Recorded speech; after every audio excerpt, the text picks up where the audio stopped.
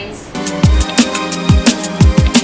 ಕುಶಾಲನಗರ ತಾಲೂಕಿನ ಅಳ್ವಾರ ಕೊಡಗು ವಿಶ್ವವಿದ್ಯಾಲಯದ ವತಿಯಿಂದ ಫ್ಯಾಕಲ್ಟಿ ಡೆವಲಪ್ಮೆಂಟ್ ಕಾರ್ಯಕ್ರಮ ಆಯೋಜಿಸಲಾಗಿತ್ತು.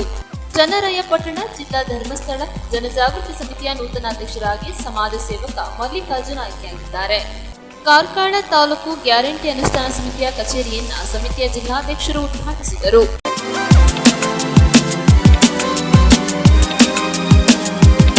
ಕುಶಾಲನಗರ ತಾಲೂಕಿನ ಅಳುವಾರ ಕೊಡಗು ವಿಶ್ವವಿದ್ಯಾಲಯದ ವತಿಯಿಂದ ಫ್ಯಾಕಲ್ಟಿ ಡೆವಲಪ್ಮೆಂಟ್ ಕಾರ್ಯಕ್ರಮ ಆಯೋಜಿಸಲಾಗಿತ್ತು. ಉನ್ನತ ಶಿಕ್ಷಣ ವ್ಯವಸ್ಥೆಯಿಂದ ಹೊಸ ಎತ್ತರಕ್ಕೆ ಕೊಂಡೊಯ್ಯುವುದು ನಮ್ಮ ಏಕೈಕ ಉದ್ದೇಶವಾಗಿದೆ. ಕೊಡಗು ವಿಶ್ವವಿದ್ಯಾಲಯದ ಘಟಕ ಮಹಾವಿದ್ಯಾಲಯ ಮತ್ತು ಸಂಬಂಧಿತ ಮಹಾವಿದ್ಯಾಲಯಗಳ ಎಲ್ಲ ಅಧ್ಯಾಪಕರುಗಳಿಗೆ ಅತ್ಯುನ್ನತ ಗುಣಮಟ್ಟದ ಜ್ಞಾನ ಮತ್ತು ತರಬೇತಿ ನೀಡುವ ಸಲುವಾಗಿ ಫ್ಯಾಕಲ್ಟಿ ಡೆವಲಪ್ಮೆಂಟ್ ಕಾರ್ಯಕ್ರಮವನ್ನು ಆಯೋಜಿಸಲಾಗಿದೆ ಎಂದು ಕೊಡಗು ವಿಶ್ವವಿದ್ಯಾಲಯದ ಮಾನ್ಯಗಳಾದ ಪ್ರೊಫೆಸರ್ ಅಶೋಕ ಸಂಗಪ್ಪ ಆಲೂರು ತಿಳಿಸಿದರು. Kodagu faculty development academy, Kodagu ವಿಶ್ವವಿದ್ಯಾಲಯ, Kodagu Richmond higher academics foundation Bengaluru ಇವರ ಸಂಯುಕ್ತಾಶ್ರಯದಲ್ಲಿ ಜ್ಞಾನ ಕಾವೇರಿ ಕ್ಯಾಂಪಸ್ನಲ್ಲಿ ಹಮ್ಮಿಕೊಂಡಿರುವ 5 ದಿನಗಳ ಫ್ಯಾಕಲ್ಟಿ ಡೆವಲಪ್ಮೆಂಟ್ ಪ್ರೋಗ್ರಾಂ ತರಬೇತಿ ಕಾರ್ಯಕ್ರಮದ ಅಧ್ಯಕ್ಷತೆಯನ್ನು ವಹಿಸಿ ಮಾತನಾಡಿದರು. ನಮ್ಮ ವಿಶ್ವವಿದ್ಯಾಲಯದ ವಿದ್ಯಾರ್ಥಿಗಳಿಗೆ ಲಕ್ಷಾಂತರ ರು ಮೌಲ್ಯದ ಈ ಕೋರ್ಸ್ ಅನ್ನು ಉಚಿತವಾಗಿ ನೀಡುತ್ತಿರುವುದು ವಿಶೇಷವಾಗಿದೆ. ಇಂತಹ ಅವಕಾಶಗಳನ್ನು ಸದುಪಯೋಗಪಡಿಸಿಕೊಂಡು ವಿಶ್ವವಿದ್ಯಾಲಯದ ಮಹತ್ವಾಕಾಂಕ್ಷೆ ಯೋಜನೆಗಳನ್ನು ಸಾಕಾರಗೊಳಿಸುವಂತೆ ಭಾರತ ಸರ್ಕಾರದ ಕೌಶಲ್ಯ ಅಭಿವೃದ್ಧಿ ಅಕಾಡೆಮಿಯ ಸಲಹೆಗಾರರಾದ ಪ್ರೊಫೆಸರ್ ಒಪಿ ಗೋಯಲ್ ಅವರು ಮಾತನಾಡುತ್ತಾ, ಪಠ್ಯಗಳಲ್ಲಿ ಕೇವಲ ಬೋಧನೆಗೆ ಮತ್ತು ಅಂಕಗಳಿಗೆ ಸೀಮಿತವಾಗಿಸಿ ಪದವಿಗಳನ್ನು ಪಡೆದುಕೊಳ್ಳುತ್ತಾರೆ. ಆದರೆ ಪ್ರಸ್ತುತ ಸ್ಪರ್ಧಾತ್ಮಕ ಯುಗದಲ್ಲಿ ಅದರಲ್ಲೂ ಖಾಸಗಿ ಕ್ಷೇತ್ರಗಳಲ್ಲಿ ವಿಪುಲವಾದ ಉದ್ಯೋಗ ಅವಕಾಶಗಳು ಇದ್ದರೂ ಕೂಡ ಸಮರ್ಪಕವಾದ ಮತ್ತು ಕೌಶಲ್ಯಾಧಾರಿತ ಶಿಕ್ಷಣ ಇಂದಿನ ಪಠ್ಯಕ್ರಮದಲ್ಲಿ ಲಭಿಸದಿರುವ ಕಾರಣದಿಂದಾಗಿ ಅವಕಾಶ ವಂಚಿತರಾಗುತ್ತಿದ್ದಾರೆ. ಹಾಗೆ ನೋಡಿದರೆ ಭಾರತದಲ್ಲಿ ಯುವ ಜನರ ಸಂಖ್ಯೆ ಹೆಚ್ಚಿದ್ದು ನಿರುದ್ಯೋಗ ಸಮಸ್ಯೆ ಕೂಡ ಅಷ್ಟೇ ಪ್ರಮಾಣದಲ್ಲಿರುವುದು ಕಂಡುಬರುತ್ತದೆ. ಹಾಗಾಗಿ ಸ್ನಾತಕ ಮತ್ತು ಸ್ನಾತಕೋತ್ತರ ಪದವಿಯ ವಿದ್ಯಾರ್ಥಿಗಳಿಗೆ ಕೌಶಲ್ಯ ಆಧಾರಿತ ಶಿಕ್ಷಣ ಅನಿವಾರ್ಯತೆ ಮತ್ತು ಅದರ ಪ್ರಾಮುಖ್ಯತೆಯನ್ನು ಪ್ರಧಾನವಾಗಿಸಿಕೊಂಡು ಪಠ್ಯಕ್ರಮ ಅಳವಡಿಸಿಕೊಳ್ಳುವ ಕುರಿತು ಅಭಿಪ್ರಾಯವನ್ನು ವ್ಯಕ್ತಪಡಿಸಿದರು. ಇದೇ ಸಂದರ್ಭದಲ್ಲಿ ಕೊಡಗು ವಿಶ್ವವಿದ್ಯಾಲಯದ ಕುಲಸಚಿವರೂ ಆದ doctor Suresh M, Richmond higher academics foundation ಅಧ್ಯಕ್ಷರಾದ ಪ್ರಭು ಅರುಮುಗನ್, ತರಬೇತುದಾರರು ಮತ್ತು ವಿಷಯ ಪರಿಣಿತರಾದ ಶ್ರೀಮತಿ ಮೆಹಕ್ ಕಾಲರ್ ಹಾಗೂ ಅಧ್ಯಾಪಕರು ಅವರು ಉಪಸ್ಥಿತರಿದ್ದರು. And that's where we want to set the record. And as I mentioned to you, Kodagu is the first university in the entire country to start this skill-based program.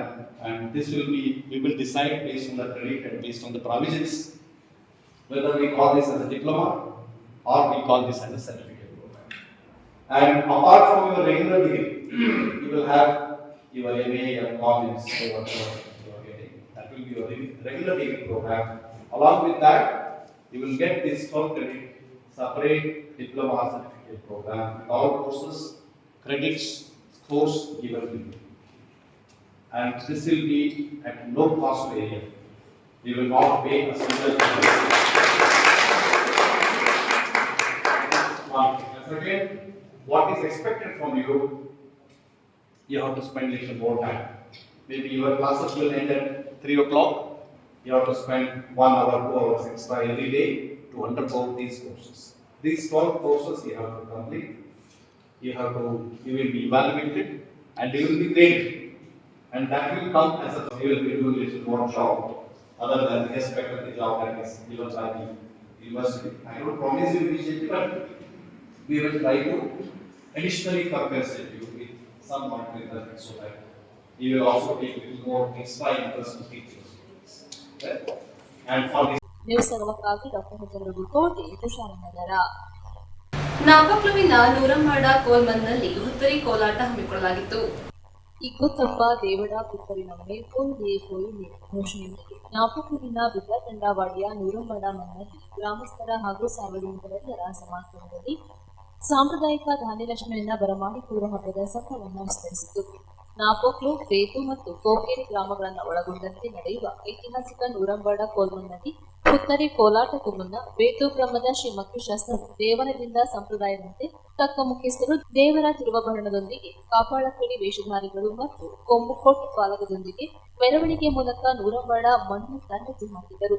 ಅನುಚಾನವಾಗಿ ನಡೆದುಕೊಂಡು ಬಂದ ಪದ್ಧತಿಯಂತೆ ಮೆರವಣಿಗೆಯ ನಡುವೆ ಕುರಂಬಾರಟ್ ವನದಲ್ಲಿ ಮಧ್ಯಾಹ್ನ ವಿಶ್ರಾಂತಿಯನ್ನು ಪಡೆದು ಬಳಿಕ ನೂರಂಬಾಡ್ ಮಂದಿಗೆ ತಿರುವಾಭರಣದೊಂದಿಗೆ ಆಗಮಿಸಿದ ಗ್ರಾಮದ ತಕ್ಕ ಮುಖ್ಯಸ್ಥರನ್ನ ಬಿದ್ದಕಂಡ ಕುಟುಂಬದ ತಕ್ಕ ಮುಖ್ಯಸ್ಥರು ಶ್ರೀ ಮಹಾದೇವರ ದೇವಾಲಯದಲ್ಲಿ ವಿಶೇಷ ಪ್ರಾರ್ಥನೆ ಸಲ್ಲಿಸಿ ಸ್ವಾಗತಿಸಿದ ನಂತರ ಕೋಲಾಟ ನಡೆಸುವ ಮಂದಿನಲ್ಲಿರುವ ಮರದ ಕೆಳಗೆ ದೇವರ ತಿರುವಾಭರಣ ಇಟ್ಟು ಪ್ರಾರ್ಥನೆ ಸಲ್ಲಿಸಲಾಯಿತು. ಬಳಿಕ ನಾಪೂರು ಗ್ರಾಮದವರು ಕೊಳಗೇರಿಯ ಗ್ರಾಮಸ್ಥರು ದುಡಿಕೋಟ್ ಪಾಟ್ ಆಗಿ ವಾಡಿಗೆ ಬರುತ್ತಿದ್ದಂತೆ ಅವರನ್ನ ಬಿದ್ದಟಂಡ ವಾಡಿಗೆ ಬರಮಾಡಿಕೊಳ್ಳಲಾಯಿತು. ನಂತರ ಸಾಂಪ್ರದಾಯಿಕ ಹುತ್ತರಿ ಕೋಲಾಟಕ್ಕೆ ಚಾಲನೆ ನೀಡಲಾಗಿ ಬಿದ್ದಟಂಡ ವಾಡಿಯಲ್ಲಿನ 3 ಗ್ರಾಮದ ದಪ್ಪ ಮುಖಸ್ಥರು ಗ್ರಾಮಸ್ಥರು ಸೇರಿ ಕೋಲಾಟದಲ್ಲಿ ಪಾಲ್ಗೊಂಡು ಮೇದರ ಕೊಂಬು ಕೊಟ್ಟು ನಾಗಕ್ಕೆ ಕತ್ತಂತೆ ಮನ್ಗೆ ಪ್ರದಕ್ಷಿಣೆ ಬರುವುದರೊಂದಿಗೆ ಲಾಲಿತ್ಯಪರ್ಣವಾಗಿ ವೈವಿಧ್ಯವಾಗಿ ಮಿಳಿತಗೊಳಿಸಿಕೊಂಡ ವಾಲಗಕ್ಕೆ ಲಯಬದ್ಧವಾಗಿ ಹೆಜ್ಜೆ ಹಾಕಿ ಕೋಲು ಬಡಿಯುತ್ತಾ ಇಗುತಪ್ಪ ದೇವರ ಪುತ್ತರಿ ನಮ್ಮೆ ಪೋಯಿದೆ ಪೋಯಿದೆ ಒಪ್ಪಕ್ಕ ಪುತ್ತರಿ ಬಣ್ಣತೆ ಬಾತ್ ಪೋಯಿದೆ ಪೋಯಿದೆ ಕೋಪಕ್ಕ ಪುತ್ತರಿ ಎಣ್ಣಾತೆ ಪೋಚಿ ಪೋಯಿದೆ ಪೋಯಿದೆ ಎಂಬ ಘೋಷಣೆಯೊಂದಿಗೆ ವಿಜೃಂಭಿಸಿದರು.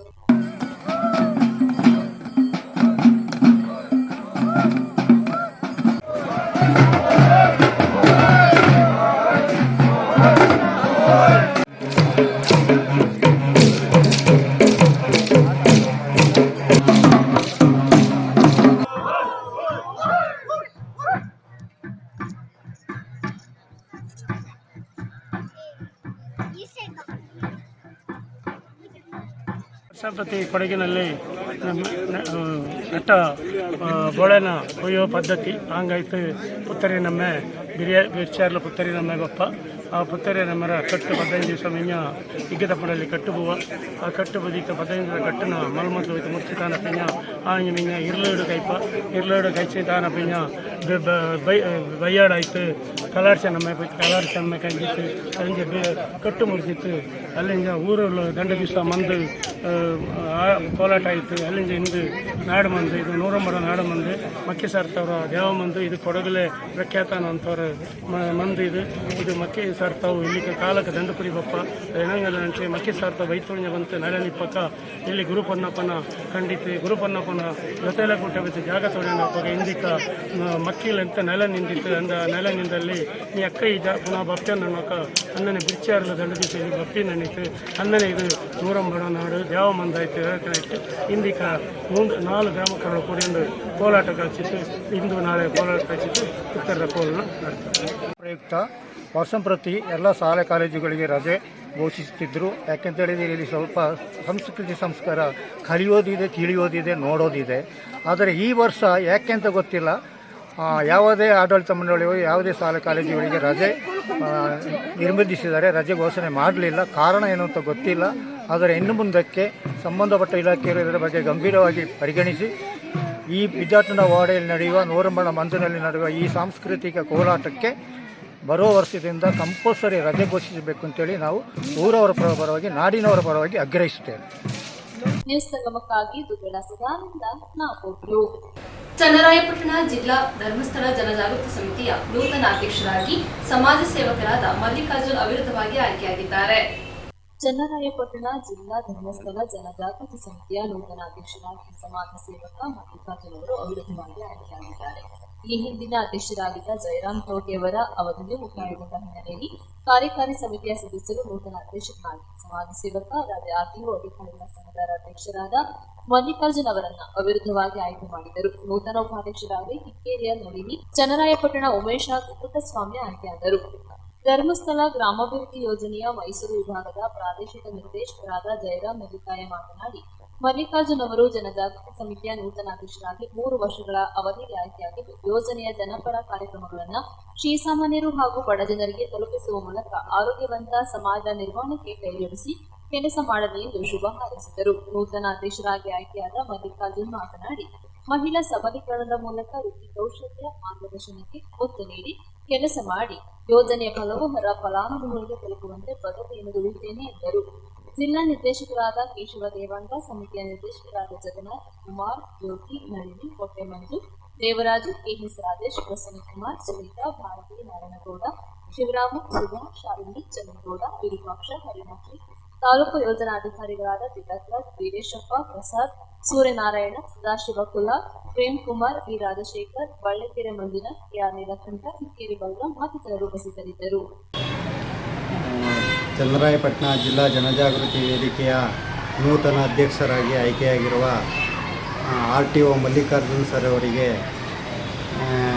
ಜನಜಾಗೃತಿ ವೇದಿಕೆಯ ಸದಸ್ಯರು ಮತ್ತು ಎಲ್ಲ ಜಿಲ್ಲಾ ಕಮಿಟಿಯ ಗೌರವಾನ್ವಿತ ಸದಸ್ಯರುಗಳು ಹಿಂದೆ ಆಗಿದ್ದಂಥ ಜಯರಾಮ್ ತೋಟಿಯವರ ಸ್ಥಾನ ತೆರವಾಗಿದ್ದರಿಂದ ಈಗ ನೂತನವಾಗಿ ನಮ್ಮ ಸಮಾಜ ಸೇವಕರು ಮತ್ತು ಮುಂದೆ ಧರ್ಮಸ್ಥಳ ಸಂಸ್ಥೆಗೆ ಒಂದು ಸಮಾಜ ಸೇವೆಗೆ ಬೇಕಾದಂಥ ಎಲ್ಲ ಒಂದು ಸಮಾಜಮುಖಿ ಕೆಲಸ ಕಾರ್ಯಕ್ಕೆ ತೊಡಗಿಸ್ಕೊಳ್ಳೋಕ್ಕೋಸ್ಕರ ಅವರನ್ನು ನಾವು RTO ಮಲ್ಲಿಕಾರ್ಜುನ್ ಸರ್ ಅವ್ರನ್ನ ಈ 3 ವರ್ಷದ ಅವಧಿಗೆ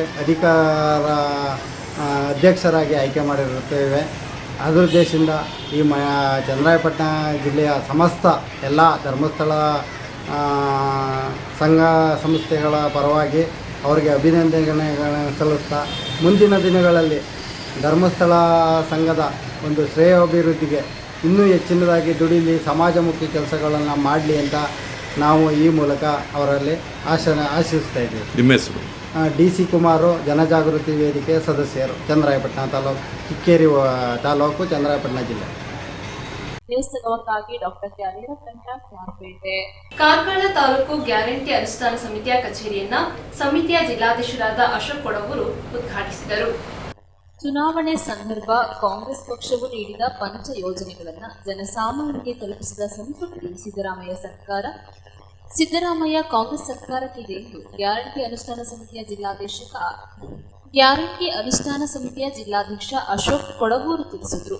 ಕಾರ್ಕಳ ತಾಲೂಕು ಗ್ಯಾರಂಟಿ ಅನುಷ್ಠಾನ ಸಮಿತಿಯ ಕಚೇರಿ ಉದ್ಘಾಟನೆ, ಅಧ್ಯಕ್ಷರ ಅಧಿಕಾರ ಸ್ವೀಕಾರ ಹಾಗೂ ಅನುಷ್ಠಾನ ಸಮಿತಿಯ ಸಭೆಯನ್ನು ಉದ್ದೇಶಿಸಿ ಮಾತನಾಡಿದರು. ಮುಖ್ಯಮಂತ್ರಿ ಸಿದ್ದರಾಮಯ್ಯ ಹಾಗೂ ಉಪಮುಖ್ಯಮಂತ್ರಿ DK ಶಿವಕುಮಾರ್ ಅವರು ಚುನಾವಣಾ ಪೂರ್ವ ಸಂದರ್ಭ ಲಿಖಿತವಾಗಿ ಸಹಿ ಹಾಕಿ ನೀಡಿದ ಭರವಸೆಗಳನ್ನು ಇಂದು ಸಮಾಜದ ಕಟ್ಟಕಡೆಯ ಹರ ಫಲಾನುಭವಿಗಳು ಪಡೆದುಕೊಳ್ಳುತ್ತಿದ್ದಾರೆ. ಕೊರೋನಾ ಸಂದರ್ಭದಲ್ಲಿ ಜನರು ಪಟ್ಟ ಕಷ್ಟ ಅರಿತು ಈ ಪಂಚ ಉಚಿತ ಯೋಜನೆಗಳನ್ನು ಜಾರಿಗೊಳಿಸಲಾಗಿದೆ. ಅಧಿಕಾರಿ ವರ್ಗ ಹಾಗೂ ಅನುಷ್ಠಾನ ಸಮಿತಿ ಜೊತೆಯಾಗಿ ಕೆಲಸ ಮಾಡಿದಾಗ ಸರ್ಕಾರದ ಯೋಜನೆಗಳು ಇನ್ನಷ್ಟು ಜನರಿಗೆ ತಲುಪಲು ಸಾಧ್ಯವಾಗಲಿದೆ ಎಂದರು. ಪಂಚ ಯೋಜನೆಗಳ ಅನುಷ್ಠಾನ ಸಮಿತಿಯ ಉಪಾಧ್ಯಕ್ಷ ಮುನಿಯಾಲು ಉದಯಕುಮಾರ್ ಶೆಟ್ಟಿ ಮಾತನಾಡಿ, ಸರ್ಕಾರ ಅಧಿಕಾರ ವಹಿಸಿಕೊಂಡ 24 ಗಂಟೆ ಒಳಗೆ ನೀಡಿದ ಭರವಸೆಗಳನ್ನು ಪೂರೈಸಿದ ಸರ್ಕಾರ ಎಂಬ ಖ್ಯಾತಿಗೆ ಸಿದ್ದರಾಮಯ್ಯ ಸರ್ಕಾರ ಪಾತ್ರವಾಗಿದೆ ಎಂದು ಹೇಳಿದರು. ತಹಶೀಲ್ದಾರ್ ಪ್ರದೀಪ್ ಆರ್, ಅನುಷ್ಠಾನ ಸಮಿತಿಯ ಕಾರ್ಯದರ್ಶಿ ಶಶಿಧರ್, ಪುರಸಭಾ ಮುಖ್ಯಾಧಿಕಾರಿ ರೇಖಾ ಶೆಟ್ಟಿ ಹಾಗೂ ಅನುಷ್ಠಾನ ಸಮಿತಿಯ ಪದಾಧಿಕಾರಿಗಳು ಉಪಸ್ಥಿತರಿದ್ದರು. ನಮ್ಮ ನಾಯಕರೆಲ್ಲ ಸೇರ್ಕೊಂಡು ಮಾಡಿದ್ದಾರೆ. ಮೊದಲಾಗಿ ಗೃಹಲಕ್ಷ್ಮಿ ಯೋಜನೆ ಸುಮಾರು 2,000 ದುಡ್ಡನ್ನು ಪ್ರತಿ ಮನೆಯ ಯಜಮಾನರಿಗೆ ಕೊಡುವ ಕೆಲಸ. ಇದು ಯಾರಿಗೆ ಬೇಕನ್ನಿಸ್ತದೆ ಅಥವಾ ಇದರ ಸಂತೋಷ ಯಾರಿಗೆ ಇರ್ತದೆ ಅಂತ 2,000 ಯಾರ ಇಲ್ಲ, ಅವರಿಗೆ ಮಾತ್ರ ಸಂತೋಷ ಇರ್ತದೆ. ಯಾರು ದುಡ್ಡು ಇರ್ತದೆ ಅವರಿಗೆ ಇರಲ್ಲ. ಆದ್ರೆ ಇವತ್ತು ರಾಜ್ಯದಲ್ಲಿ ಗೊತ್ತಿದ್ದಾಗೆ ನಮ್ಮಲ್ಲಿ 90% ಜನ ಇವತ್ತಿಗೂ ಬಡವರಾಗಿ ಇದ್ದಾರೆ. ಇದು ಬಹಳ ಬೇಸರ. ಎಷ್ಟು ವರ್ಷ ಆದ್ರೂ ಇವತ್ತು ಯಾರು ಎಷ್ಟು ಮಾತಾಡಿದ್ರು ಇವತ್ತಿಗೂ ನಾವು ಹೋಗಿ ನೋಡ್ಬೇಕು. ಹಳ್ಳಿಯಲ್ಲಿ ನೋಡಿದ್ರೆ 90% ಜನ ಇವತ್ತಿಗೂ ಬಡವರಾಗಿದ್ದಾರೆ. ಒಂದು ಮಧ್ಯಮ ವರ್ಗದ ಕರ್ನಾಟಕದಲ್ಲಿ 8-9% ಇರ್ಬೋದು, ಮತ್ತೆ 9-1% ಶ್ರೀಮಂತರು ಇರ್ಬೋದು. ಅದರಿಂದ ಇವತ್ತು 90% ಜನರಿಗೆ ಏನಾಗಬೇಕು ಅದನ್ನು ಮಾಡುವುದು ಆ ಜನಪ್ರತಿನಿಧಿ ಅಥವಾ ಸರ್ಕಾರದ ಆದ್ಯ ಕರ್ತವ್ಯ ಆಗಿರ್ತದೆ. ಆ ನಿಟ್ಟಿನಲ್ಲಿ ಜನರ ಬದುಕಿನಲ್ಲಿ ನಾವು ಇರಬೇಕಾದ ದೊಡ್ಡ ಯೋಜನೆ ಇಟ್ಕೊಂಡು ಪ್ರತಿ ಮನೆಗೆ ಗೃಹಲಕ್ಷ್ಮಿ ಮೂಲಕ 2,000 ದುಡ್ಡನ್ನು ಕೊಡುವಂತ ದೊಡ್ಡ ಕೆಲಸವನ್ನು ಮಾಡಿದೆ. ಆದ್ರೂ ನಾವು ಪ್ರಚಾರ ಪ್ರಿಯರಲ್ಲ, ಆರಂಭಶೂರರಲ್ಲ. ಅದಕ್ಕೋಸ್ಕರ 1.5 ವರ್ಷ ಆದ್ರೂ ನಮ್ಮ ಆಫೀಸ್ ಅಲ್ಲಿ ಇವತ್ತರೆಗೆ ಓಪನ್ ಮಾಡಲಿಲ್ಲ. ಸ್ವಲ್ಪ ಗೊಂದಲದಲ್ಲಿತ್ತು. ಇಲ್ಲಿ ಸಾರ್ವಜನಿಕ ಸಭೆ ಮಾಡಬೇಕಾ ಅಥವಾ ಕೇವಲ ಅಧಿಕಾರ ವರ್ಗದ ಸಾಕ ಅನ್ನತಕ್ಕಂಥ ಒಂದು ಗೊಂದಲದಲ್ಲಿ ಸನ್ಮಾನ್ಯ ಶಶಿಧರ್ ಅವರು ಈ ಕಾರ್ಯಕ್ರಮ ಅನುಷ್ಠಾನ ಸಮಿತಿಯ ಜವಾಬ್ದಾರಿ ಏನಂತ ಹೇಳಿದ್ರೆ ಸರ್ಕಾರ ಕೊಟ್ಟಂತ ಈ ಕಾರ್ಯಕ್ರಮವನ್ನು ಯಥಾವತ್ತಾಗಿ ಎಲ್ಲ ಸಾರ್ವಜನಿಕರಿಗೆ ಮುಟ್ಟಿಸತಕ್ಕಂತ ಶಕ್ತಿ ನಮ್ಮ ಈ ಸಮಿತಿಗೆ. ಅದಕ್ಕೆ ತಾವು ಪೂರಕವಾಗಿ ನಾನು ವಿನಂತಿಸಿಕೊಳ್ತೀನಿ. ಕರ್ನಾಟಕ ಸರ್ಕಾರ ಪಂಚ ಗ್ಯಾರಂಟಿ ಜಾರಿಗೆ ತರುವ ಮೂಲಕ ಸಾರ್ವಜನಿಕರಿಗೆ ಅನುಕೂಲಕ್ಕೋಸ್ಕರ 5 ಗ್ಯಾರಂಟಿ ಸ್ಕೀಮ್ ಅನ್ನು ತಂದಿತ್ತು. ಆ ಒಂದು ಅನುಷ್ಠಾನಕ್ಕೋಸ್ಕರ ತಾಲೂಕು ಮಟ್ಟದಲ್ಲಿ ಒಂದು ಸಮಿತಿಯನ್ನ ರಚನೆ ಮಾಡಿದೆ. ಸೊ ನಾವು ಆಯಾ ಸಂಬಂಧಪಟ್ಟ ಇಲಾಖೆಯವರು ಸಂಬಂಧಪಟ್ಟಂತಹ ಸಾರ್ವಜನಿಕರಿಗೆ ಆ ಯೋಜನೆಯನ್ನ ತಳಮಟ್ಟಕ್ಕೆ ತಲುಪುವಂತೆ ಮಾಡುವಂತ ಜವಾಬ್ದಾರಿ ನಮ್ಮೆಲ್ಲರಿದೆ.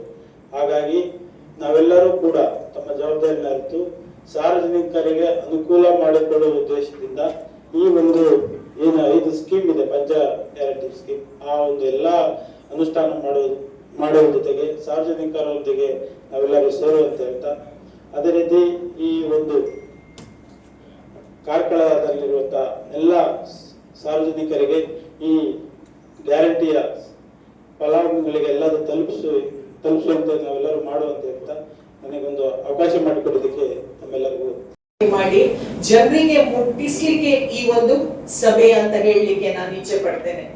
ಯಾಕೆಂದ್ರೆ ಎಲ್ಲರಿಗೆ ಈ ಒಂದು ಪ್ರಯೋಜನ ನಮ್ಮ ಪುರಸಭೆ ಲಿಮಿಟ್ಸ್ ಅಲ್ಲಿ ಸಹ ಕೆಲವೆಲ್ಲ ನ್ಯೂನತೆ ಕಂಡು ಬಂದಿತ್ತು. ಯಾಕೆಂದ್ರೆ ಅವರ ಆಧಾರಲ್ಲಿ ಮಿಸ್ಟೇಕ್ಸ್ ಅಥವಾ ಏನಾದ್ರೂ ಚಿಕ್ಕ ಪುಟ್ಟ ಒಂದು ನ್ಯೂನತೆಯಿಂದಾಗಿ ಕೆಲವರಿಗೆ ನಮ್ಮ ಈ ಒಂದು ಯೋಜನೆ ಪಡೀಲಿಕ್ಕೆ ಸ್ವಲ್ಪ ಅವರಿಗೆ ಸಮಸ್ಯೆ ಉಂಟಾಗಿದೆ.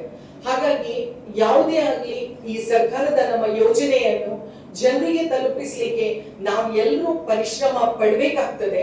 ಹಾಗಾಗಿ ನಿಮ್ಮೆಲ್ಲರ ಸಹಕಾರದೊಂದಿಗೆ ನಾವು ಅಧಿಕಾರಿಯವರು ನಿಮ್ಗೆ ಕೈ ಜೋಡಿಸಿದ್ರೆ ಖಂಡಿತವಾಗಿ ಇದು 100% ಸಾಧ್ಯ ಅಂತ ಹೇಳಲಿಕ್ಕೆ ನಾನು ಇಚ್ಛೆ ಪಡ್ತೇನೆ. ನ್ಯೂಸ್ ಸಂಗಮಕ್ಕಾಗಿ ಅರುಣ್ ಭಟ್, ಕಾರ್ಕಳ. ಮಂಡ್ಯ ಜಿಲ್ಲೆಯ ಸಾತನೂರು ಸರ್ಕಾರಿ ಹಿರಿಯ ಪ್ರಾಥಮಿಕ ಶಾಲೆಯಲ್ಲಿ ಕಸ್ತೂರಿ ಸಿರಿಗನ್ನಡ ವೇದಿಕೆ ಸಾಹಿತ್ಯ ಲಯನ್ ಸಂಸ್ಥೆ ವತಿಯಿಂದ ಉಚಿತ ದಂತ ಚಿಕಿತ್ಸೆ ತಪಾಸಣಾ ಶಿಬಿರ ಆಯೋಜಿಸಲಾಗಿತ್ತು. ಕಸ್ತೂರಿ ಸಿರಿಗನ್ನಡ ವೇದಿಕೆ ರಾಜ್ಯಘಟಕ ಮಂಡ್ಯ ಕಲಿಕಾ ಶಿಲ್ಪ ನವೋದಯ ತರಬೇತಿ ಕೇಂದ್ರ ಸಾಹಿತ್ಯ ಲಯನ್ ಸಂಸ್ಥೆ ಮಂಡ್ಯವರ ಸಂಯುಕ್ತಾಶ್ರಯದಲ್ಲಿ ಸರ್ಕಾರಿ ಶಾಲಾ ಮಕ್ಕಳಿಗೆ ಉಚಿತ ದಂತ ಚಿಕಿತ್ಸಾ ತಪಾಸಣಾ ಶಿಬಿರ ಕಾರ್ಯಕ್ರಮ ಮಂಡ್ಯದ ಸಾತನೂರು ಬೀರೇಶ್ವರ ದೇವಸ್ಥಾನ ಎದುರಿರುವ ಸರ್ಕಾರಿ ಹಿರಿಯ ಪ್ರಾಥಮಿಕ ಶಾಲೆಯಲ್ಲಿ ಯಶಸ್ವಿಯಾಗಿ ನಡೆಯಿತು. ಕಾರ್ಯಕ್ರಮವನ್ನು ಕನ್ನಿಕಾ ಶಿಲ್ಪ ಎಜುಕೇಷನ್ ಟ್ರಸ್ಟ್ನ ಕಾರ್ಯದರ್ಶಿ ಡಾಕ್ಟರ್ ಎಚ್.ಆರ್. ಕನಿಕ್ ಅವರು ಗಿಡಕ್ಕೆ ನೀರೆರೆಯುವ ಮೂಲಕ ಉದ್ಘಾಟಿಸಿದರು. ನಂತರ ಮಾತನಾಡಿದ ಅವರು, ಬಾಯಿಯ ಆರೋಗ್ಯ ಚೆನ್ನಾಗಿಟ್ಟುಕೊಂಡರೆ ಇಡೀ ದೇಹದ ಆರೋಗ್ಯ ಚೆನ್ನಾಗಿರುತ್ತದೆ ಮತ್ತು ಶೈಕ್ಷಣಿಕ ಪ್ರಗತಿಯಲ್ಲಿ ಕೂಡ ಯಶಸ್ಸು ಕಾಣಬಹುದು ಎಂದು ಹೇಳಿದರು.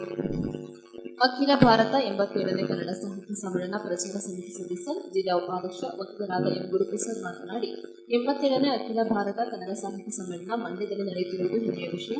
ವಿದ್ಯಾರ್ಥಿಗಳ ಒತ್ತಡದ ಜೊತೆಗೆ ಕನ್ನಡ ರಾಜ್ಯೋತ್ಸವ, ಸಾಹಿತ್ಯ ಸಮ್ಮೇಳನದಂತಹ ವಿಚಾರಗಳನ್ನು ಅಳವಡಿಸಿಕೊಳ್ಳಬೇಕೆಂದು ಕರೆ ನೀಡಿದರು. ಕಸ್ತೂರಿ ಸಿರಿಗನ್ನಡ ವೇದಿಕೆಯ ರಾಜ್ಯಾಧ್ಯಕ್ಷರಾದ ಪೋತೇರ ಮಹದೇವು ಮಾತನಾಡಿದರು. ಆಶ್ರಯ ಹೆಲ್ತ್ ಸೆಂಟರ್ನ ದಂತ ವೈದ್ಯರಾದ ಡಾಕ್ಟರ್ ಕೆ.ಎಫ್. ಸುಕನ್ಯಾ ನಾಗರಾಜು ಮಾತನಾಡಿ, ದಿನಕ್ಕೆ 2 ಬಾರಿ ಹಲ್ಲುಗಳನ್ನು ಶುಚಿಯಾಗಿಡುವ ಅಭ್ಯಾಸವನ್ನು ಮಕ್ಕಳಿಗೆ ಕಲಿಸಿಕೊಡುವ ಮೂಲಕ ಮಕ್ಕಳಲ್ಲಿ ದಂತ ಶುಚಿತ್ವ, ದಂತ ಆರೋಗ್ಯದ ಬಗ್ಗೆ ಬಾಲ್ಯದಲ್ಲಿ ಅರಿವು ಮೂಡಿಸುವ ಪ್ರಯತ್ನವನ್ನು ಪೋಷಕರು ಮಾಡಬೇಕೆಂದು ಮಾಹಿತಿ ನೀಡಿದರು. ಸಹನ ದಂತ ಚಿಕಿತ್ಸಾಲಯದ ದಂತ ವೈದ್ಯರಾದ ಡಾಕ್ಟರ್ ನಿಸರ್ಗ ಅರುಣಾನಂದ್ ಮತ್ತು ಆಶ್ರಯ ಹೆಲ್ತ್ ಸೆಂಟರ್ನ ದಂತ ವೈದ್ಯರಾದ ಡಾಕ್ಟರ್ ಕೆ. ಸುಕನ್ಯಾ ನಾಗರಾಜು ಮಕ್ಕಳಿಗೆ ದಂತ ಚಿಕಿತ್ಸೆ ತಪಾಸಣೆ ಮಾಡಿದರು. ಕಾರ್ಯಕ್ರಮದಲ್ಲಿ ಸಾತನೂರು ಗ್ರಾಮ ಪಂಚಾಯಿತಿ ಅಧ್ಯಕ್ಷರಾದ ಜ್ಯೋತಿ ಗಿರೀಶ್, ಸಾತನೂರು ಸರ್ಕಾರಿ ಹಿರಿಯ ಪ್ರಾಥಮಿಕ ಶಾಲೆಯ ಎಸ್ಡಿಎಂಸಿ ಅಧ್ಯಕ್ಷರಾದ ನೀಲಾ, ಮುಖ್ಯ ಶಿಕ್ಷಕರಾದ ರಘುನಂದನ್, ಕಸ್ತೂರಿ ಸಿರಿಗನ್ನಡ ವೇದಿಕೆಯ ಮೈಸೂರು ಜಿಲ್ಲಾಧ್ಯಕ್ಷರಾದ ಮಂಜುಳಾ ರಮೇಶ್, ಪ್ರಾಣೇಶ್, ಶಾಲಾ ಶಿಕ್ಷಕರಾದವರು, ಶಾಲಾ ಅಭಿವೃದ್ಧಿ ಸಮಿತಿಯ ಸದಸ್ಯರು, ಶಾಲಾ ಸಿಬ್ಬಂದಿ ವರ್ಗದವರು ಹಾಗೂ ಶಾಲಾ ವಿದ್ಯಾರ್ಥಿನಿಯರು ಹಾಜರಿದ್ದು ಕಾರ್ಯಕ್ರಮ ಯಶಸ್ವಿಗೊಂಡಿತು. ಮುಖ್ಯವಾಗಿ ನಾವು ಗಮನಿಸಬೇಕಾದೇನಪ್ಪ ಅಂತ ಹೇಳಿದ್ರೆ, ಕನ್ನಡ ಕನ್ನಡ ಕನ್ನಡ ಅಂತ ಏನೀಗ ಮೇಡಮ್ ಹೇಳಿದ್ರು, ಕನ್ನಡ ಭಾಷೆಯನ್ನು ನಾವು ಗೌರವಿಸಬೇಕು, ಪ್ರೀತಿಸಬೇಕು ಅಲ್ವಾ. ನಾವು ಇದು ಎಷ್ಟನೇ ಕನ್ನಡ ರಾಜ್ಯೋತ್ಸವವನ್ನು ಆಚರಣೆ ಮಾಡ್ತಾ ಇದ್ವಿ 2024ನೇ ಸಾಲಿನಲ್ಲಿ. ಎಷ್ಟನೇ ಕನ್ನಡ ರಾಜ್ಯೋತ್ಸವ? 69ನೇ ಕನ್ನಡ ರಾಜ್ಯೋತ್ಸವ 2024ನೇ ಸಾಲಿನಲ್ಲಿ ನಾವು 69ನೇ ಕನ್ನಡ ರಾಜ್ಯೋತ್ಸವವನ್ನು ಆಚರಣೆ ಮಾಡ್ತಾ ಇದ್ವಿ. ನಾವು 87ನೇ ಅಖಿಲ ಭಾರತ ಕನ್ನಡ ಸಾಹಿತ್ಯ ಸಮ್ಮೇಳನವನ್ನ ಮಂಡ್ಯ ನಗರದಲ್ಲಿ ಆಚರಣೆಯನ್ನ ಮಾಡ್ತಾ ಇದ್ವಿ. ಎಷ್ಟನೇ ಸಮ್ಮೇಳನ? ಇಂದಿನ ಸಮ್ಮೇಳನ ಎಲ್ಲಿ ನಡೆದಿತ್ತು? ಕರ್ನಾಟಕ ರಾಜ್ಯದ ಹಾವೇರಿಯಲ್ಲಿ ನಡೆದಿತ್ತು. ಇವತ್ತು ಬಹಳ ಸಂತೋಷ, ನಮ್ಮನೆಗೆ ಇವತ್ತು ಹಬ್ಬ ಬಂದಿದೆ. ಹಂಗಾಗಿ ಇಂಥ ವಿಷಯಗಳ ಬಗ್ಗೆ ನಾವು ಪಠ್ಯಕ್ರಮದ ಜೊತೆಗೆ ಇಂಥ ವಿಷಯಗಳ ಬಗ್ಗೆ ನಾವು ಗಮನವನ್ನು ಕೊಡಬೇಕಾಗ್ತದೆ. ಕನ್ನಡ ರಾಜ್ಯೋತ್ಸವ ಮತ್ತೆ ಸಾಹಿತ್ಯ ಸಮ್ಮೇಳನ ಅಂದ್ರೆ ಬರೀ ಸಾಹಿತ್ಯ ಪರಿಷತ್ ಅವ್ರು ಮಾಡ್ಕೋತಾರೆ ಬಿಡಿ, ಸಂಬಂಧಪಟ್ಟ ಅಧಿಕಾರಿಗಳು ಮಾಡ್ಕೋತಾರೆ ಅಂತಕ್ಕಂಥದ್ದು ಹೋಗ್ಬೇಕು ಅಲ್ವಾ. ಕನ್ನಡ ಹಬ್ಬ ಅಂತ ಹೇಳಿದ್ರೆ ಜಗತ್ತಿನಲ್ಲಿ ಇರ್ತಕ್ಕಂಥ ಎಲ್ಲ ಕನ್ನಡಿಗರು ಸೇರಿ ಮಾಡ್ತಕ್ಕಂತಹ ಒಂದು ಕನ್ನಡದ ಹಬ್ಬ ಆಗ್ಬೇಕು ಅಲ್ವಾ. ಆ ನಿಟ್ಟಿನಲ್ಲಿ ಏನು 20, 21, 22 3 ದಿವಸಗಳ ಕಾಲ ಏನು ಸಾಹಿತ್ಯ ಸಮ್ಮೇಳನ ನಡೀತಾ ಇದೆ, ಅದು ನಮ್ಮ ಸಮ್ಮೇಳನ. ಯಾರ ಸಮ್ಮೇಳನ? ನಮ್ಮ ಮಂಡ್ಯ ಸಮ್ಮೇಳನ ಅಂತಕ್ಕಂಥದ್ದು ಅಲ್ವಾ. ನೀವೆಲ್ಲ ತಮ್ಮ ಎಲ್ಲ ಪೋಷಕರು, ತಂದೆ ತಾಯಂದಿರು, ಅಣ್ಣ ತಮ್ಮಂದಿರು, ಅಕ್ಕಪಕ್ಕದ ಮನೆಯವನ್ನೆಲ್ಲ ಕರ್ಕೊಂಡು ಬಹಳ ಹೆಚ್ಚಿನ ಸಂಖ್ಯೆಯಲ್ಲಿ ಬಂದು, ಲಕ್ಷೋಪಲಕ್ಷ ಸಂಖ್ಯೆಯಲ್ಲಿ ಬಂದು ಆ ಪುಸ್ತಕದಲ್ಲಿರ್ತಕ್ಕಂಥ ವಿಷಯವನ್ನ ನಿಮ್ಮ ಮಸ್ತಕಕ್ಕೆ ಹಾಕೊಂಡ್ರೆ ನಿಮ್ಮ ಮಸ್ತಕವೇ ಒಂದು ಪುಸ್ತಕ ಆಗ್ತದೆ. ಇಲ್ಲ ಅಂದ್ರೆ ಮೇಡಮ್ ನಮ್ಮ ಕನಿಕಾ ಶಿಲ್ಪ ಅವ್ರು ಬಂದವ್ರ ಪುಸ್ತಕ ಅಲ್ಲೇ ಉಳ್ಕೊಂಡ್ಬಿಡ್ತದೆ. ಇನ್ನೇನ್ ಮಾಡ್ಬೇಕು? ಮಸ್ತಕಕ್ಕೆ ಹಾಕೋಬೇಕು ಅಲ್ವಾ.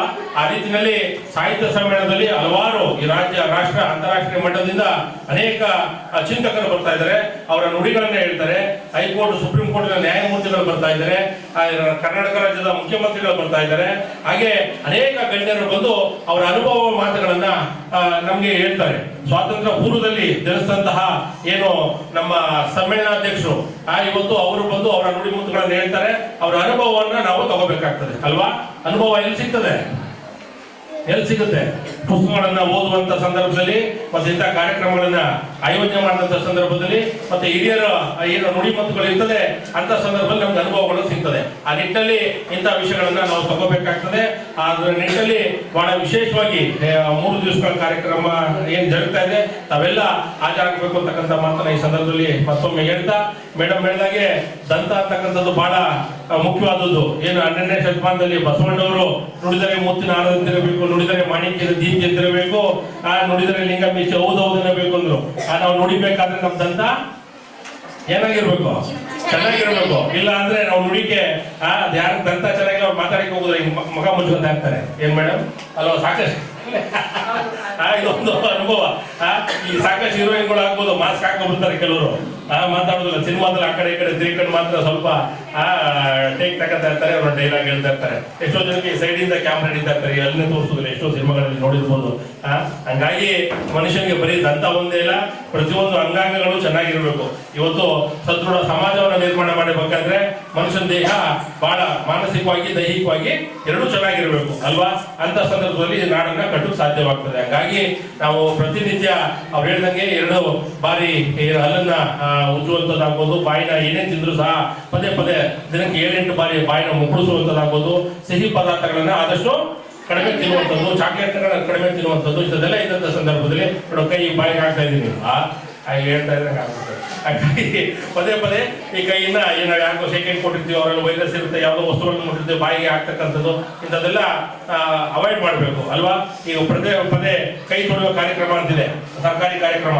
ಮಕ್ಕಳು ಗಂಟೆ ಒಂದ್ಸಲ ಕೈನ ತೊಳೆಯುವಂಥ ಕಾರ್ಯಕ್ರಮ, ಇಂಥ ಕಾರ್ಯಕ್ರಮಗಳ ಬಗ್ಗೆ ಹೆಚ್ಚಿನ ಅರಿವನ್ನು ಮೂಡಿಸಬೇಕು ಅಂತಕ್ಕಂಥ ಮಾತನ್ನು ಹೇಳ್ತಾ ಕೂಡ ರಜೆಯನ್ನು 3 ದಿವಸ ಘೋಷಿಸಲಾಗಿದೆ. ಆದ್ದರಿಂದ ಹೆಚ್ಚಿನ ಸಂಖ್ಯೆಯಲ್ಲಿ ಮಕ್ಕಳು ಭಾಗವಹಿಸಿ ಈ ಒಂದು ದಿವಸ ಈ ಒಂದು ಶಾಲೆಯಲ್ಲಿ ನಮ್ಮ ವೇದಿಕೆ ವತಿಯಿಂದ ಹಾಗೂ ಕನ್ನಿಕಾ ಶಿಲ್ಪ ನವೋದಯ ತರಬೇತಿ ಕೇಂದ್ರದ ವತಿಯಿಂದ ಮತ್ತು ಸಾಹಿತ್ಯ ಲಯನ್ ಸಂಸ್ಥೆ ವತಿಯಿಂದ ಈ ಒಂದು ಶಾಲಾ ಮಕ್ಕಳಿಗೆ ಉಚಿತವಾಗಿ ದಂತ ಚಿಕಿತ್ಸೆಯನ್ನು ಹಮ್ಮಿಕೊಂಡಿದ್ದೇವೆ. ಉದ್ದೇಶವಾದರೂ ಇಷ್ಟೇ, ಈಗಾಗಲೇ ಎಲ್ರಿಗೂ ಗೊತ್ತಿರುವ ಹಾಗೆ ಪ್ರತಿಯೊಬ್ಬ ಮನುಷ್ಯರು ಆರೋಗ್ಯ ಕಾಪಾಡಿಕೊಂಡ್ರೆ ಅವರ ಜೀವನದುದ್ದಕ್ಕೂ ವಿದ್ಯಾಭ್ಯಾಸ ಮತ್ತು ಇನ್ನಿತರ ಚಟುವಟಿಕೆಗಳಲ್ಲಿ ಭಾಗವಹಿಸಬಹುದು. ಆರೋಗ್ಯವೇ ಭಾಗ್ಯ. ಅದರಲ್ಲೂ ಹೆಣ್ಣು ಮಕ್ಕಳಿಗೊಂದು ಅಲ್ಲೂ ಚೆನ್ನಾಗಿದ್ರೆ ಮಾತ್ರ ಇವತ್ತು ಮದುವೆ ಆಗುವಂಥ ಒಂದು ಯೋಗ ಬಂದಿದೆ. ಇಲ್ಲಾಂದ್ರೆ ಅಲ್ಲು ಅದು ಇದು ಅಂತೇಳಿ ಸಾಹಸಾರ ಮನೋಭಾವನೆ ಜನಗಳು ಕಾಳ್ತಾ ಇದ್ದಾರೆ. ಆ ದೃಷ್ಟಿಯಲ್ಲಿ ಮೊದಲು ಯಾವುದಿದೆಯೂ ಕೂಡ ಹಲ್ಲುಗಳು ಚೆನ್ನಾಗಿರಬೇಕು. ಆ ಒಂದು ಈ ಉದ್ದೇಶಪೂರ್ವಕವಾಗಿ ಈ ದಿವಸ ನಮಗೆ ಉಚಿತವಾಗಿ ದಂತ ಚಿಕಿತ್ಸಾ ಶಿಬಿರಗಳನ್ನು ನಡೆಸಿಕೊಳ್ಳಲು ಆಗಮಿಸಿರುವಂತ ನ್ಯೂಸ್ ಸಂಗಮಕ್ಕಾಗಿ ಓಂ ಶ್ರೀ ಕುಶಾಲನಗರ. ಕೊನೆಯಲ್ಲಿ ಮತ್ತೊಮ್ಮೆ ಹೆಡ್ಲೈನ್ಸ್. ಕುಶಾಲನಗರ ತಾಲೂಕಿನ ಅಳ್ವಾರ ಕೊಡಗು ವಿಶ್ವವಿದ್ಯಾಲಯದ ವತಿಯಿಂದ ಫ್ಯಾಕಲ್ಟಿ ಡೆವಲಪ್ಮೆಂಟ್ ಕಾರ್ಯಕ್ರಮ ಆಯೋಜಿಸಲಾಗಿತ್ತು. ಚನ್ನರಾಯಪಟ್ಟಣ ಜಿಲ್ಲಾ ಧರ್ಮಸ್ಥಳ ಜನಜಾಗೃತಿ ಸಮಿತಿಯ ನೂತನ ಅಧ್ಯಕ್ಷರಾಗಿ ಸಮಾಜ ಸೇವಕ ಮಲ್ಲಿಕಾರ್ಜುನ ಆಯ್ಕೆಯಾಗಿದ್ದಾರೆ. ಕಾರ್ಕಳ ತಾಲೂಕು ಗ್ಯಾರಂಟಿ ಅನುಷ್ಠಾನ ಸಮಿತಿಯ ಕಚೇರಿಯನ್ನ ಸಮಿತಿಯ ಜಿಲ್ಲಾಧ್ಯಕ್ಷರು ಉದ್ಘಾಟಿಸಿದರು.